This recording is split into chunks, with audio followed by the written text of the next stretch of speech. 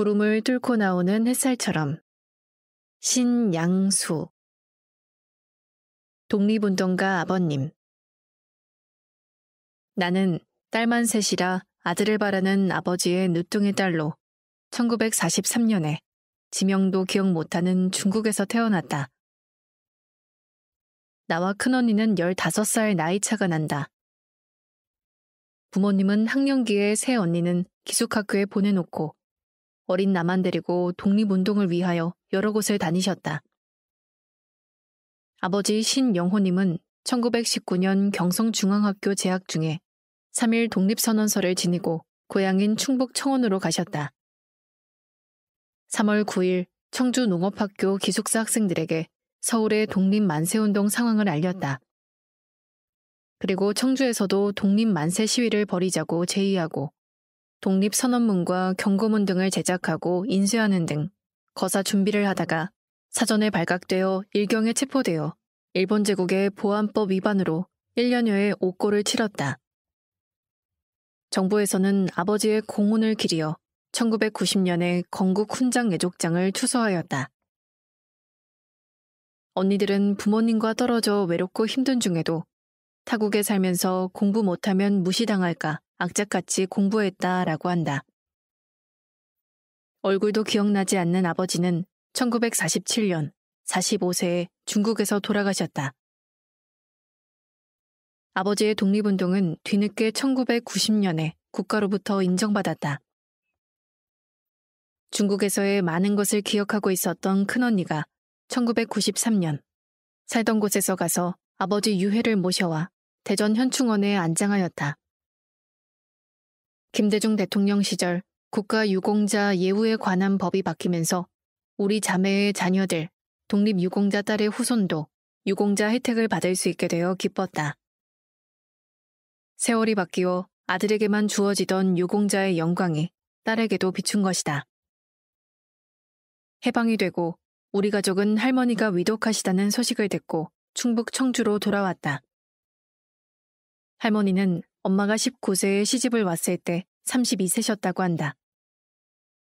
어머니는 어린 나이에 시집 와서 덤벙거려 참기름병을 발로 걷어차 콸콸 쏟는 등 실수를 많이 해 어른에게 야단을 많이 받았다고 한다. 그래서인지 할머니는 나이 젊은 시어머니였지만 며느리인 우리 엄마의 실수에 너그러우셨다고 한다.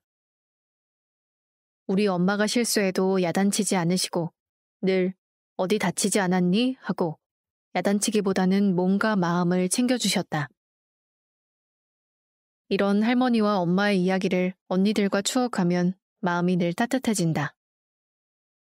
새 언니는 배운 것도 많고 실력이 좋아 5급 공무원으로 한국은행에서 초등학교 교장으로 정년 퇴직했다. 씩씩한 군병, 군인 같은 엄마를 따라 일본으로 캐나다로. 고향에 돌아왔지만 아버지가 안 계시니 살 길이 막막했다. 엄마는 딸 넷을 거느린 씩씩한 군병 같았다. 엄마는 외국어를 고찰해서인지 일본으로 캐나다로 나가서 돈을 벌었다. 외국에 나가 일하는 동안에 엄마는 막내인 나를 늘 데리고 다니셨다. 큰언니는 엄마가 나를 데리고 다니는 게 무척 부러웠다고 한다. 엄마는 약하고 잘 안 먹어서 애가 너무 말랐다라며 나만 보면 벌벌 떨었다고 한다. 사춘기 때 엄마도 없이 우리끼리 얼마나 힘들고 무서웠는지 아냐며 큰언니가 나를 부러워하곤 했지만 엄마 옆에 있던 나도 힘들고 무서웠다. 맨날 끌고만 다니고 학교도 보내주지 않는다라고 엄마에게 불평을 많이 했었다. 그러면 엄마는 하나님 말씀과 아무 책이나 글을 많이 읽으라 라고만 하셨다. 그때 글을 많이 읽은 덕분인지 나는 말하기나 글을 쓰는데 두려움이 없었다. 언제 갔었는지 기억도 못하는 일본에서 한국으로 돌아와 나는 덕수초등학교를 조금 다니다 졸업했다. 중고등학교 시절에는 엄마를 따라 캐나다에서 살았다. 사실 나는 중년의 삼중 추돌 교통사고로 기억이 거의 사라지고 토막났다. 그래서 그때 캐나다 어디에서 살았는지 기억이 나질 않는다. 그저 기억나는 것은 5월에도 다 녹지 않은 눈이 있고 오래된 빙하가 있는 곳이었다. 고등학교 3학년 때 캐나다에서 한국으로 돌아와 안국동에 있는 여고를 6개월 정도 다니고 졸업했다. 엄마가 저녁마다 교복 하얀 카라깃에 풀을 먹여 손질해 주셨던 게 기억난다. 20살에 키 165cm에 훤칠했던 나는 외국계 회사 직원 채용 시험을 남자들과 어깨를 나란히 하고 치렀다. 영어를 잘하는 덕에 합격했다. 영등포 근처에 있었던 회사를 결혼하기 전까지 다녔다. 나는 어린 시절 외국으로 떠돌며 살아 동창생이 없다. 어린 시절과 부모님 이야기를 자주 해주던 큰언니가 세상을 떠나고 나니 기억에서 사라진 내 이야기를 정확하게 물어볼 데가 없어 아쉽다. 운동 잘하고 신앙심이 깊은 청년을 만나서. 대전에 사는 둘째 언니가 교회에 열심히 다니는 참한 총각이 있다며 대전에 와보라고 했다. 부부 교사였던 언니 소개로 중학교 배구 코치를 하던 남자를 만났다. 그 남자는 그때까지 서울을 한 번도 안 가본 순진한 사람이었다. 처음 만나는 날 학생들 운동을 가르치다 보니 약속 시간이 되어서요 라며 정장 차림이 아닌 잠바 차림으로 나온 그의 모습이 자기 일에 충실하고 열정적인 것으로 보였다. 나는 사실 열심히 교회 학교에서 봉사하는 그 청년 집사의 모습에 반했다. 그러나 엄마는 신랑감이 박봉의 배구 코치라 사는 것이 어려울 거다. 너가 돈이 없어 견디기 힘들 거다라며 결혼을 반대했다. 막상 결혼한다니 신랑감으로 소개했던 언니조차도 마음이 바뀌어 반대했다.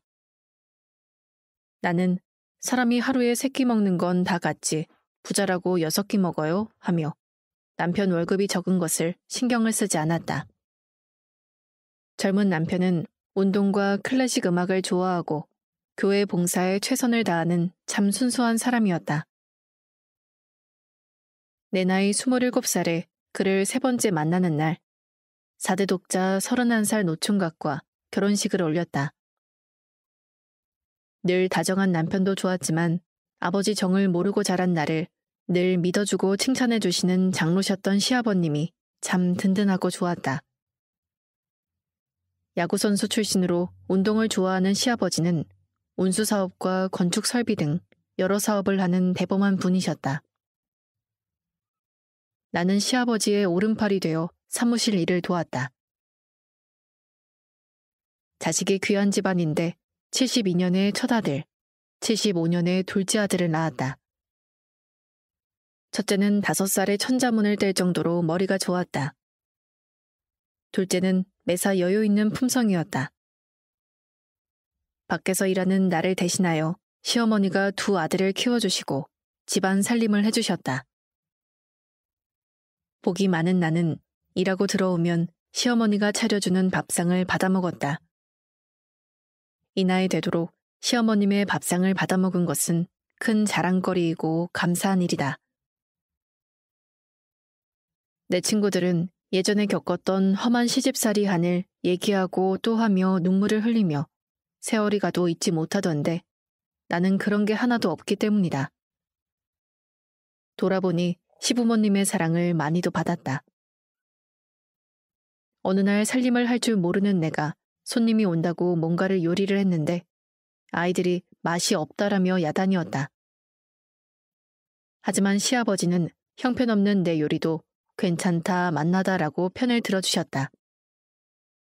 맛을 본 남편은 가만히 내게 와서 당신이 먼저 맛을 봐요. 소금이 빠졌어요. 라고 조용히 지적해 주었다.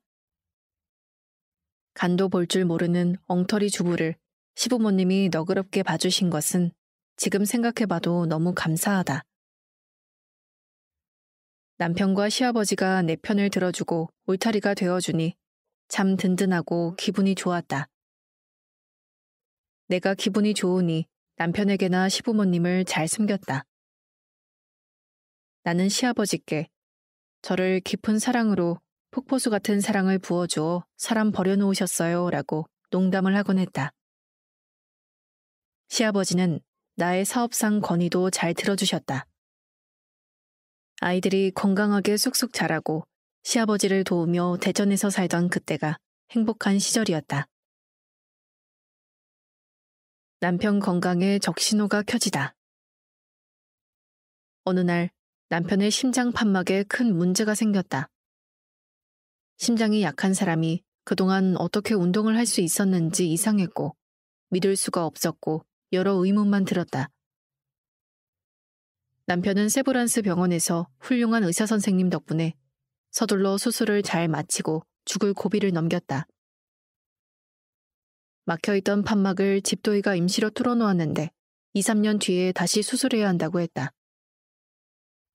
그 당시 심장 수술 후유증으로 남편 체중이 엄청나게 줄어 40kg 정도였다. 몇 년 지나 병원에서 새로운 연구로 사용하게 된 돼지 판막으로 남편 심장 수술을 다시 하자고 연락이 왔지만 그냥 지나갔다. 죽을 고비를 넘기고 살아난 남편은 큰 결심을 하고 삶의 방향을 바꾸었다. 남편은 연약한 몸으로 서울 장로교 신학대학교에 진학하였다. 기숙사 생활을 하며 가족과 떨어져 지내는 고생 끝에 마침내 목사 안수를 받았다. 남편은 처음에는 대전에서 목회를 시작했지만 몸이 점점 나빠져서 요양을 겸하여 중북 진천으로 자리를 옮겼다. 성도가 30여 명이던 작은 시골 교회는 어느덧 100여 명으로 부흥되고 남편의 체중도 50kg 이상으로 늘어나서 내게는 남편의 건강도 우리의 미래도 희망차게 보였다. 성도 수가 매주 늘어나고 여러 가지 교회 프로그램이 순조롭게 진행되던 그 시절은 날마다 재미있고 신이 났었다. 어느 날 당회 소개로 알게 된 어느 심장과 전문의가 남편이 심장 수술을 다시 받으면 건강해진다라며 적극적으로 수술을 권했다. 남편은 외견상으로는 정상적으로 활동을 하고 있던 차라 나는 우리 남편은 다 나았어요 하며 수술을 반대하고 거절했다. 하지만 의사가 거듭 적극적으로 수술을 권하는 바람에 마침내 남편은 수술대에 올랐다. 그것이 마지막이었다. 자신만만하던 외과 의사는 수술을 시작하자마자 감당 못하여 손을 놔버렸다. 그 의사는 수술실에서 개복 후에 남편의 상황이 손댈 수 없이 나쁜 것을 알고 수술실에서 빠져나가 버렸다. 의사는 보호자인 나에게 그렇게 자신 있어 하던 수술에 대해 어떻게 된 것인지 아무 말도 해주지 않았다. 건강해지려고 한 수술인데 남편은 나이 52세에 말 한마디 못하고 세상을 떠났다. 그때 수술을 받지 않았더라면 어땠을까? 지금도 그때의 마지막까지 수술을 거절하지 못한 것이 후회되어 가슴 아프다. 남편이 그때 수술을 안 받았더라면 몸은 약해도 70세까지는 살지 않았을까? 남편이 떠나고 나니 살고 있던 교회 사택도 당장 비워야 하는데 우리 가족은 올 때 갈 데가 없었다. 앞이 막막했다. 울다가 웃었다. 남편을 잃고 기가 막힌 상황에 있을 때 남편 친구가 서울 명성교회에서 목사 미망인을 위해 사택을 제공한다라는 기독교 신문 기사를 알려주었다. 나는 남편이 수술을 위해 개복하였다가 손도 못 쓰고 세상을 떠난 기막힌 사연과 시부모님 봉양 등 전후 사정을 편지지 3장에 앞뒤로 빽빽하게 적어서 보냈다. 내 편지를 읽어본 친구들은 어떻게 그리 길고 상세하게 글을 잘 썼냐고 놀랐다. 그만큼 내 마음이 간절했다. 사택 사용자는 지역을 안배하여 형편이 어려운 10가족을 뽑는데 편지 덕분인지 충남에서는 우리가 채택되었다. 우리에게 울다가 웃을 일이 생긴 것이다. 제공된 사택은 경기도 하남에 있었다. 해외와 전국 각지에서 온 나와 비슷한 처지의 사모들이 모여 살았다. 나이 드신 시부모님 거동이 편해지라고 우리에게는 1층을 제공해 주어 참 감사했다. 그 당시 큰아들은 연세대학교 2학년이었다. 큰아들은 대학 4년 내내 장학생이었고 학원 강사며 과외 아르바이트하며 살림을 도왔다. 고3이었던 둘째는 갑작스레 아버지를 잃고 낯선 곳으로 이사를 하는 등 큰 변화를 겪으며 방황하고 힘들어했다. 둘째가 교회 기도원에 들어가 그곳 일을 도우며 공부를 하지 않을 때는 걱정이 많았다. 하지만 시간이 흐르고 마음을 가다듬은 둘째가 돌아와 마음을 잡고 대학에 진학했다. 때가 되면 다 해결될 일인데 하나님이 세워주신 계획 안에 사는 우리인데 하나님은 복잡하게 살지 말라고 하셨는데 내가 괜히 복잡하게 걱정하고 고민했구나 하고 뒤늦게 깨달았다. 삼중 추돌 사고로 장애인이 되다. 살 집은 생겼지만 먹고 살아야 하니 돈을 벌어야 했다. 일종 대형 운전면허증을 소지한 덕에 운송회사에 취업하여 대형 트럭을 몰았다. 1996년 53세 때 트럭 운전을 하고 부산으로 가다가 삼중 추돌 사고가 크게 났다.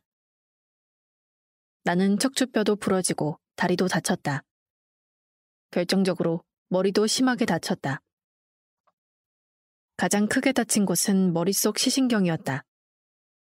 큰 부상에 앞도 보지 못하는 나를 보고 의사며 주변 사람들이 모두 죽지 않고 산 게 기적이다라고 했다. 뇌를 다쳐 기억 상실로 한동안 가족이 와도 모르고 내가 누구인지도 몰랐다. 기억 상실에 안 못 보는 나에게 저 사람은 곧 죽을 거야 하는 심한 말도 들었다. 어렵고 힘든 시간을 버텨내고 건강을 회복했지만 나는 부상으로 척추와 다리가 휘어지고 시신경 손상을 입은 장애인이 되었다. 나는 처음에는 아무것도 빛조차도 볼 수 없는 암흑 속에 있었다. 시간이 흐르며 눌렸던 시신경이 조금 풀려 차츰 희미하게 남아 큰 형체는 볼 수 있었다. 시각장애인이 되었지만 장애에 대해 아는 것도 없고 장애인으로 등록하는 것조차도 몰랐다. 혼자 나다닐 수도 없고 물건도 살 수 없었다. 어느 권사님이 적극적으로 도와주어 1급 시각장애인으로 등록할 수 있었다. 차츰 나 자신을 위해 그리고 장애 후 편익을 위해 뭔가를 해야겠다는 생각이 들었다. 마침 하남시에 장애 후 단체가 생겨서 나도 가입했다. 앞을 보지 못하는 상태로 살아남기 위해서는 새롭게 배워야 할 것이 많았다. 시각장애인이 되었지만 걸음이 빨랐던 예전 습관대로 걸어다니다가 잘못 디뎌 다치고 개천에도 빠졌다. 계단을 올라가는데 차가 뒤에서 받아 졸도하여 병원에 입원하는 등 수도 없이 다쳤다. 이런 나를 주위에서는 많이 걱정하여 심지어 나다니지 말라고도 했다. 그럴 때마다 신체 장애인들은 평생을 불편하게 사는데 다치고 멍들고 깨어진 내 상처는 아프고 절룩거려도 시간 가면 다 나으니 괜찮다라고 응수했다. 다른 사람들을 위해 다니다 생긴 상처는 더 빨리 나았다. 시각장애 후 단체장이 되어 어느 날 내가 40여 명의 시각장애 후 단체에서 회장으로 뽑혔다. 못한다고 안 못 보는 내가 어떻게 하냐고 거절했지만 지도자가 필요하다는 말에 결국 받아들였다. 단체가 있다는 게 알려지면서 아무것도 할 수도 없었던 장애인들이 점차 모여들었다. 하남시의 도움으로 장애인들과 함께 우리도 뭔가 할 수 있다라는 자신감으로 서로 돕고 의지하려고 모이다 보니 금방 100여 명으로 늘어나 지회까지 구성하게 됐다. 배워야 힘이 된다라는 생각에 점자를 배웠다. 그리고 점자를 배우고 싶어도 외출을 못하는 시각장애인을 방문하는 점자 선생님이 되었다. 타인의 어려움을 크게 느끼다가 버림받은 시각장애인 노숙자 며칠 위에 백방으로 뛴 적도 있었다. 마침내 그들이 생활보호 대상자로 선정되고 컨테이너 집을 지원을 받았다. 그 사람에게 한 칸 방이라도 생기니 숨어버렸던 자녀가 나타나고 그의 형편이 좋아지게 된 일은 참 감동적이었다. 비록 장애인이 되었지만 장애인을 도울 수 있어 뿌듯했다. 누군가를 만나고 설득해가며 내게 할 일이 있다는 게, 쓸모 있는 일을 한다는 게, 사람들과 함께할 수 있는 내가 좋아졌다. 공무원을 만나 대화를 하려면 많은 것을 알아야 했다. 지원을 받으려고 예산 관련 공부도 많이 했다. 장애인 인식 개선을 위해서는 담당 공무원에게 안대를 쓰고 장애인 체험을 해봐라, 계단 4-5개만 내려가 보라고 말하기도 했다. 회장으로서 장애인에게 필요한 교육과 시설을 하남시에 적극적으로 요청했다. 마침내 구청 직원을 우리 단체에 파견해주고 12인승 차량도 지원받았다. 차량이 있으니 단체로 이동할 수 있게 되어 무척 신났었다. 회장이라는 이름으로 여러 번 방송 인터뷰도 했다. 앞에 나가서 말을 잘한다라는 얘기를 많이 들었다. 어렸을 때 엄마가 무엇이든 책이나 신문 기사를 많이 읽어두라는 말을 따랐던 게 도움이 되었다. 장애인에게 필요한 것을 익히도록 지도하고 컴퓨터 사용법도 배우게 하고 장애인끼리 뭉쳐서 서로 의지하고 도우니 지내기가 참 좋았다. 없던 집이 또 생기다.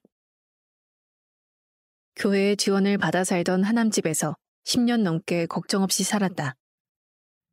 마침내 그곳을 나와야 할 시기가 왔다. 다시 우리는 갈 곳이 막막했다. 당시에 큰아들은 동남아에서, 둘째는 필리핀에서 선교사로 활동하고 있었다. 그런데 이번에는 선교사 가족이 살 집이 천호동에 생긴다는 소식이 들렸다. 또 우리를 위해 없던 집이 생긴 것이다. 가진 것은 없었지만 필요한 순간마다 살 집이 생겼으니 살아갈 힘이 났다. 시어머니는 82세에 대전 친구 집에 다니러 가셨다가 그곳에서 쓰러진 채 발견되어 돌아가셨다. 시어머니도 안 계신데 눈도 보이지 않는 내가 어떻게 시아버지를 돌봐드릴 수 있을까? 홀 시아버지와 사는 내게 남들은 쉬운 말로, 때로는 모진 말로 시아버지를 다른 데로 보내라고 나를 흔들었다. 하지만 눈이 잘 보이지 않아 오히려 마음 편하게 시아버지를 모시고 살 수 있었는지 모르겠다. 한때 대범하셨던 시아버지는 치매에 걸리시고 당뇨로 눈까지 어두워지셨다. 앞이 보이지 않는 시아버지는 손에 잡히는 것을 모두 쥐어뜯었다. 시아버지가 다치실까봐 방문도 떼고 주방의 가스 스위치도 단속을 잘해야 했다. 명성교회 청년부에서 주말마다 시아버지께 목욕 봉사를 해주었다. 치매에 걸린 시아버지가 밤이면 큰 소리로 죽은 아들의 이름을 불렀다. 이웃에서 시끄럽다, 조용히 시키라 라고 항의가 대단했다. 그럴 때마다 내 마음은 말할 수 없이 아팠다. 치매로 다른 것은 다 잊어도 먼저 간 아들을 잊지 못하는 시아버지의 심정이 내 심정이었다.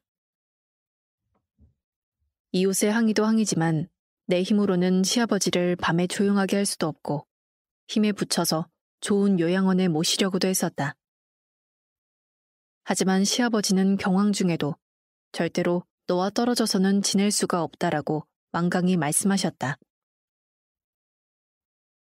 시아버지를 모시기 힘들 때면 나도 사람인지라 마음이 흔들렸다.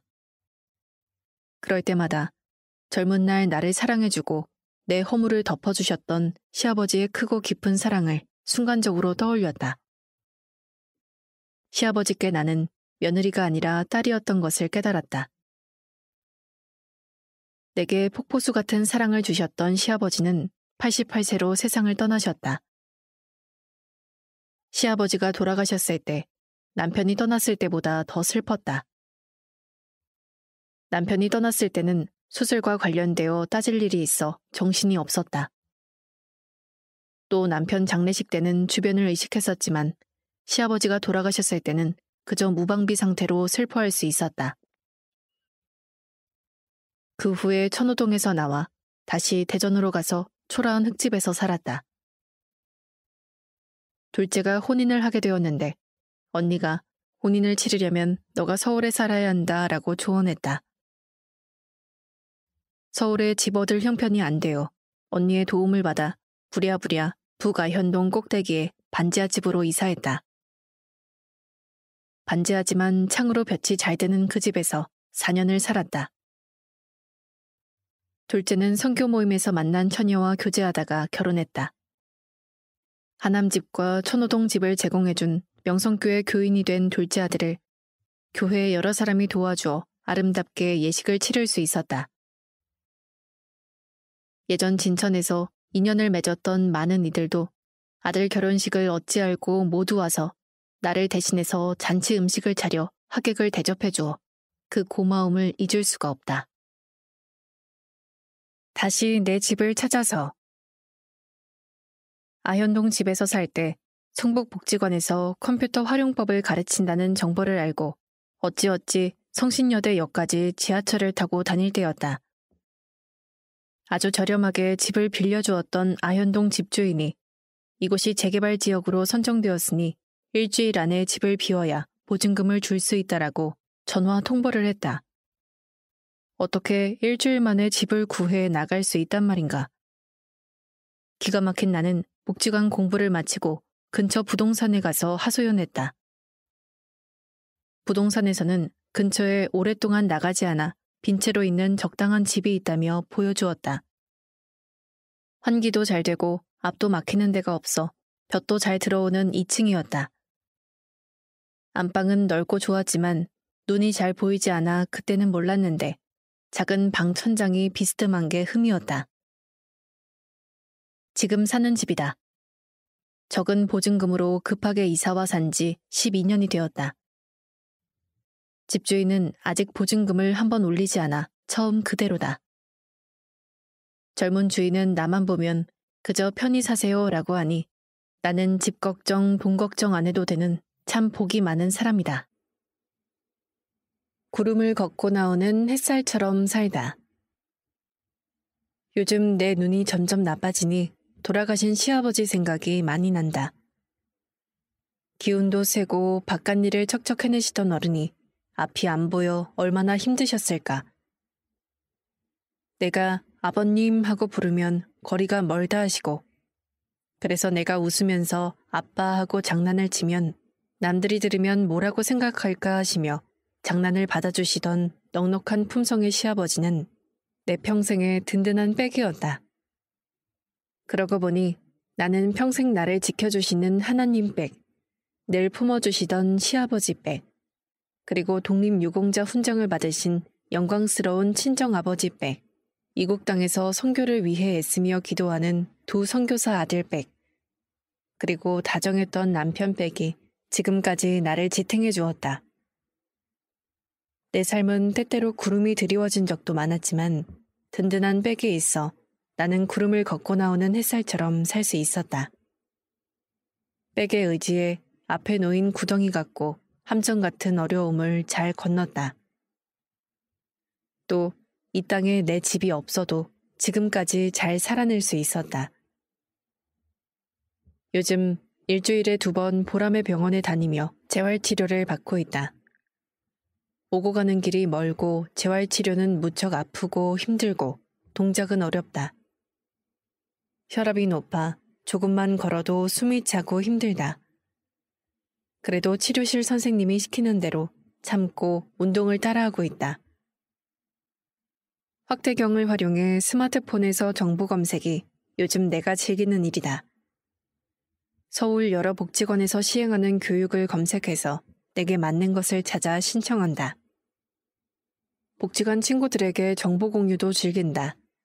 정보 공유 덕분에 장애인 친구들과 여행도 다녀올 수 있었고 또 그게 내 인기 비결이다.